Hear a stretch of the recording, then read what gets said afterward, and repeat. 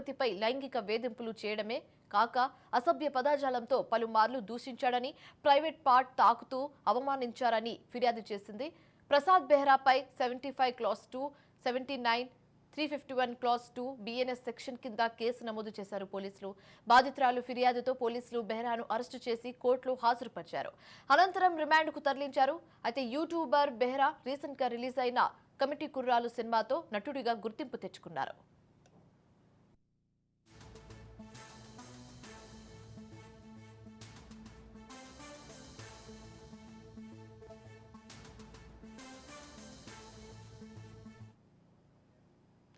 రైట్గా ఇదే అంశానికి సంబంధించి తాజా సమాచారం మా కరెస్పాండెంట్ రత్నకుమార్ ఫోన్ ద్వారా అందిస్తారు. రత్నకుమార్ చెప్పండి, ఒకటి కాదు రెండు కాదు ఇలాంటి ఇన్సిడెంట్స్ చాలా చూస్తున్నాం. దీనికి ఫుల్ స్టాప్ అయితే పడడం లేదు. యూట్యూబర్స్ అయితే ఇలాంటి ఇన్సిడెంట్స్ చాలా రిపీట్ చేస్తున్నట్లుగా మనం చూస్తున్నాం. దీనికి సంబంధించి మీ వద్ద ఉన్న పూర్తి డీటెయిల్స్ ఏంటి?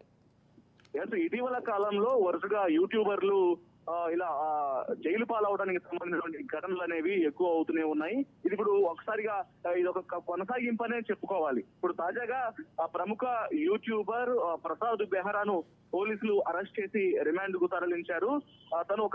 తన షూటింగ్ లో పాల్గొన్నటువంటి ఒక యువతి పట్ల పలుసార్లు తను అసభ్యంగా ప్రవర్తించడం, అలాగే లైంగిక వేధింపులకు గురి చేయడం, ఈ విషయాలన్నింటినీ కూడా తట్టుకోలేక యువతి అనేక సార్లు ప్రసాద్ బెహ్రాను హెచ్చరించినప్పటికీ తను ఏం చేసుకుంటావో చేసుకోపో అంటూ ఆమె మీద దురుసుగా ప్రవర్తించడంతో ఇక చేసేదేం లేక ఆమె జూబ్లీ హిల్స్ పోలీసులకు ఫిర్యాదు చేసింది. దాంతో పోలీసులు కేసు నమోదు చేసి దర్యాప్తు చేసిన అనంతరం ప్రసాద్ బెహ్రాను అరెస్ట్ చేసి అతన్ని జ్యుడిషియల్ రిమాండ్ కు తరలించారు. సో దీంతో ఒక్కసారిగా వరుసగా జరుగుతున్నటువంటి యూట్యూబర్ల అరెస్టుల పరంపర అనేది కొనసాగుతుందని చెప్పాలి. ఇక ప్రసాద్ బెహ్రా గురించి మాట్లాడుకోవాలంటే తను సోషల్ మీడియాలో చాలా బాగా తెలిసిన వ్యక్తిగానే ఉన్నాడు. ముఖ్యంగా యూట్యూబ్ ను చూసే వాళ్లకు తను ఒక దర్శకుడిగా, యూట్యూబ్ లో పలు వెబ్ సిరీస్ లను దర్శకత్వం వహించేటువంటి దర్శకుడిగా కూడా బాగానే ఫేమస్ అయ్యాడు. తను తీసినటువంటి షార్ట్ ఫిలిమ్స్ కావచ్చు, లేకపోతే వెబ్ సిరీస్ ఏవైతే ఉన్నాయో, ఒకవైపున వెబ్ సిరీస్ ల విషయానికి వచ్చినట్లయితే పెళ్లివారం అండి, మామిడాకులు, అలాగే ప్రస్తుతం మెకానిక్ అనేటువంటి ఒక వెబ్ సిరీస్ ను కూడా తను తీస్తూ ఉన్నాడు. ఈ సమయంలోనే ఒక యువతి గతంలో పెళ్లివారం అండి అనేటువంటి వెబ్ సిరీస్ లో నటించినటువంటి ఒక యువతి పట్ల తను అసభ్యంగా ప్రవర్తించడం జరిగింది. ఆ సమయంలోనే తనకు అనేక సార్లు కూడా హెచ్చరించింది. తను ఇలా ఇబ్బంది పెట్టొద్దు అని చెప్పినప్పటికీ కూడా తను అప్పుడు సరే ఇబ్బంది పెట్టను అని చెప్పి మరలా కూడా అదే తనను తాగటం కావచ్చు, లేకపోతే లైంగికంగా ఇబ్బంది పెట్టడం, తన యొక్క ప్రవర్తనలో మార్పు రాకపోవడంతో ఇక షూటింగ్ లోనే ఇబ్బందులకు గురి చేస్తుండడంతో వెంటనే పోలీసులకు ఫిర్యాదు చేసింది.